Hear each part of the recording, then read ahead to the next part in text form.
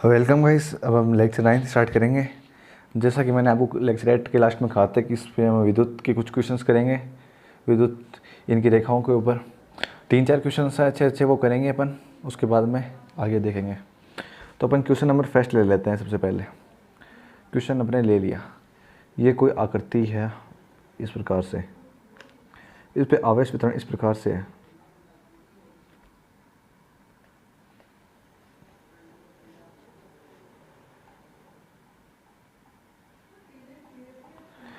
अब इस पे ये 2 पॉइंट है, पॉइंट ए और यहाँ पे है पॉइंट बी।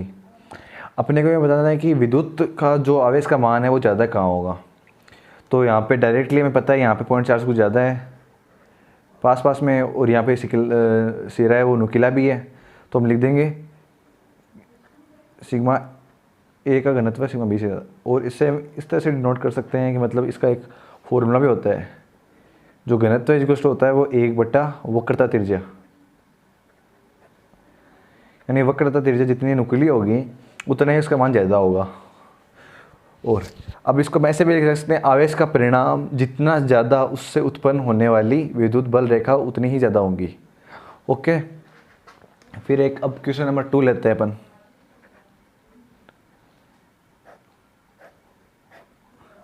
यहाँ पे पॉइंट ए है, यहाँ पॉइंट बी है, और विद्युत रेखाएं कुछ ऐसे हैं।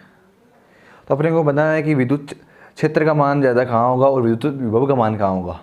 तो विद्युत क्षेत्र का मान ए के पर ज़्यादा होगा बी के कंपैरिजन में। मैंने आपको ये पॉइंट लिखा रखा है पहले भी। और इसका विपरीत होता है विद्युत विभव। आप टेंशन मतलब विद्युत विभव पूरा अपना चैप्टर है, उसको हम पूरा डीपली पढ़ेंगे। आप यहाँ पे नॉर्मली से याद कर लो कि विद्युत विभव का मान ज़्यादा होगा विद्युत विभव ए की तुलना में, इसका उल्टा होता है।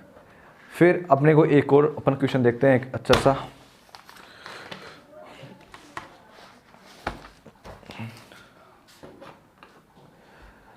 यहाँ पे कुछ एक आकृति से बना रहा हूँ मैं, कैमरे में आ रही है, हाँ एक आकृति से बना रहा हूँ मैं आपके लिए। यहाँ पे ये कुछ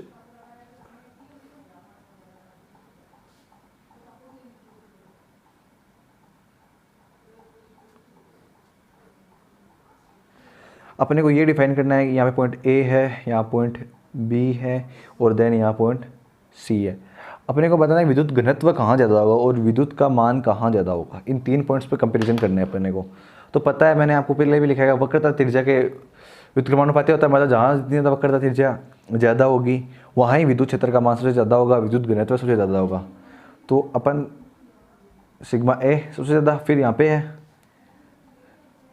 साफ साफ दिखाई दे रहा है अपने को, और सिग्मा सी। यहाँ पे भी सिग्मा ए ही आएगा, मैंने गलती से विद्युत क्षेत्र डिनोट कर दिया। विद्युत क्षेत्र का मान भी ए पर ज़्यादा होगा, फिर बी पर होगा, फिर सी पर होगा। ये अपना क्वेश्चन हो गया। फिर अपने एक आपको एक और पॉइंट बताया था कि मतलब बल रेखाओं का मान कहाँ ज़्यादा होगा कहाँ कम होगा। उस पर डिनोट भी अपने में क्वेश्चन किया था कि यहाँ से निकलेंगी यहाँ पे ख़त्म होंगी। तो मैं आपके लिए कुछ ऐसे बल रेखाएँ बना रहा हूँ, अब वो बताना है कि संभव है कि नहीं है। ए है, बी है, यहाँ से ए से बी रेखा निकल रही हैं, बी पर मिल रही हैं,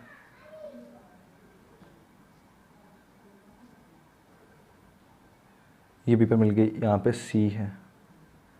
अब सी पे एक रेखा आ रही है, ये इधर से आ रही है, इधर, ये इधर, यहाँ से इससे निकल रही हैं, ये इधर से निकल रही है, ये कुछ इधर से निकल रही है, और ये कुछ एक इधर से निकल रही है। इस पे एक यहाँ से मिल रही है, एक यहाँ से, और एक यहाँ से। अपने को बताना है इन तीनों में से ए और बी सी में कौन सी चीज़ संभव नहीं है। तो अपन कैसे डिफाइन करेंगे कि विद्युत बल रेखाएं एक जगह से निकलती हैं, वहाँ पे ख़त्म नहीं होती, ख़त्म वो ऋणात्मक पर ख़त्म होंगी। तो अब यहाँ अपने को इसमें क्या बता रखा है कि इस डायग्राम में क्या दिखा रखा है कि रेखा यहीं मिल रही है और यहीं से निकल रही है। ऐसा पॉसिबल थोड़ी होता है, ऐसा थोड़ी होगा यहाँ पे यही पॉजिटिव भी होगा और ये नेगेटिव भी होगा, ऐसा संभव नहीं है। तो ये पॉसिबल नहीं है। बाकी ये पॉसिबल है, ये भी पॉसिबल, क्योंकि यहाँ से केवल रेखाएं निकल रही हैं। यहाँ से भी यहाँ पे आके मिल रही हैं और इससे निकल भी रही हैं। देखो ये एक रेखा है, ये तो इस पे आ रही है और ये है इससे जा रही है। ऐसा पॉसिबल थोड़ी होता है, इसमें ऐसा पॉसिबल नहीं होगा। ओके गाइस, फिर हम अब देखेंगे विद्युत द्विध्रुव। तो गाइस विद्युत द्विध्रुव की बात ऐसी है कि डाइपोल है, जो अपना डाइपोल मोमेंट है, उसके लिए अपने को है ना इलेक्ट्रोस्टैटिक्स के सारे कंसेप्ट क्लियर होने चाहिए। उसमें छोटे छोटे कंसेप्ट यूज़ होंगे। आपको मैं कराऊंगा तो आप ये बोलोगे, मैं बोल दूंगा आपको कि इसको आगे बताऊंगा, इसको आगे बताऊंगा, तो ऐसा नहीं। जैसे अब अपने यूनिट है इलेक्ट्रोस्टैटिक्स,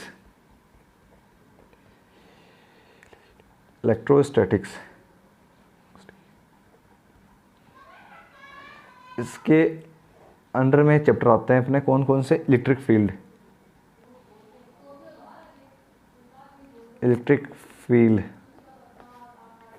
सेकेंड पॉइंट है अपना गाउस लॉ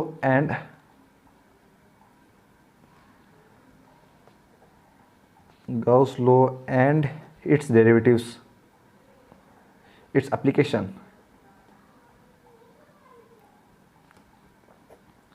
थर्ड अपना चैप्टर रहेगा इलेक्ट्रिक पोटेंशियल, विद्युत विभव।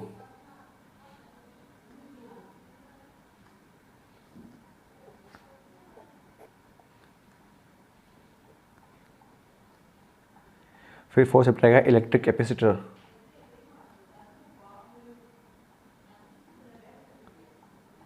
तो कैसी 4 चैप्टर है। तो इस 4 चैप्टर मतलब डाइपोल मोमेंट में इस चैप्टर का तो ज़्यादा यूज़ नहीं होगा, लेकिन ये तो 3 चैप्टर है अपने, इनका बहुत यूज़ होगा।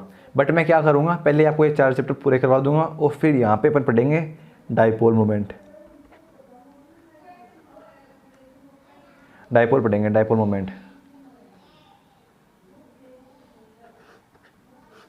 विद्युत द्विध्रुव है, ये अपने को सबसे लास्ट में पढ़ेंगे। कैसे, क्योंकि इसमें कुछ इसके भी टॉपिक्स भी आएंगे, कुछ छोटे छोटे चीज़ें आएंगी, मैं आपको ऐसे बोल दूंगा ये चीज़ें आगे आएंगी, तो ऐसे अनकंफर्टेबल आपको समझ में नहीं आएगा। मुझे ऐसा लगता है कि टीचर भी कुछ अच्छे टीचर्स ऐसे कराते हैं, मैं भी ऐसे कराऊंगा आपको कि इसको सबसे लास्ट में कराऊंगा अपन। लास्ट में करने का कारण ये है कि छोटी छोटी चीज़ें हैं ना अपनी, वो इस यहाँ पे क्लियर हो जाएंगी। 1-1.5 घंटे का लेक्चर बनाएंगे, इस पर पूरा डिटेल्स एक्सप्लेन करेंगे सबसे लास्ट में। तो फिर क्या अपनी छोटी छोटी भी माइनर मिस्टेक्स भी इसमें रहेंगी नहीं। तो इसलिए मैं अब अपना सेकंड चैप्टर स्टार्ट करेंगे गाउस लॉ, फिर थर्ड चैप्टर करेंगे, फिर फोर्थ चैप्टर करेंगे। फोर्थ चैप्टर भी इसके अंदर करेंगे अपन। इलेक्ट्रोस्टैटिक्स के अंदर में 4 चैप्टर आएंगे, 4 चैप्टर पहले पूरे करेंगे।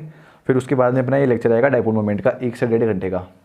उसमें क्या होगा कि अपना ये डाइपोल मोमेंट पूरा का पूरा क्लियर हो जाएगा। डाइपोल मोमेंट अपन आराम से कर लेंगे। Okay, thank you guys. ये अपना चैप्टर फर्स्ट चैप्टर कंप्लीट हो चुका है, मतलब कि ये अपन आगे लास्ट में करेंगे। इसके बिना अपना पूरा चैप्टर कंप्लीट हो चुका है। आप अब सेकंड लेक्चर्स देखिए सेकंड चैप्टर के गाउस लॉ के, अब गाउस लॉ करेंगे अपन। Thank you.